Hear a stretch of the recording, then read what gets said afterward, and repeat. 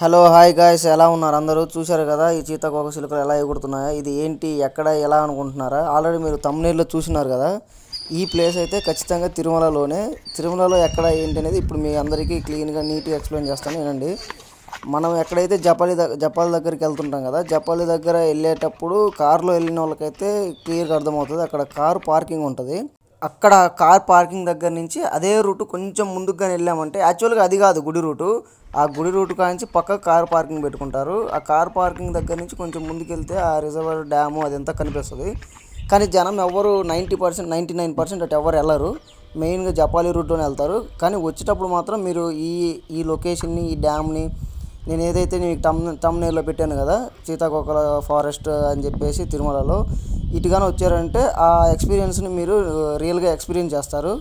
And మీ ఎవరైతే వచ్చారో వాళ్ళు ఇంకా నాకంటే బాగా మంచిగా ఎక్స్పీరియన్స్ చేయాలని చెప్పేసి కోరుకుంటున్నాను. ఒకసారి అయితే మీరు రండి. జపాలికి వెళ్ళిన తర్వాత రిటర్న్ వెళ్ళేటప్పుడు మీకు లెఫ్ట్ సైడ్లో కనిపిస్తుంది దారి. రోడ్డు ఉండదు, ఏముండదు, జస్ట్ ఘాట్ రోడ్ లాగా, మట్టి రోడ్ లానే ఉంటుంది. ఆ మట్టి రోడ్లోనే వెళ్ళండి.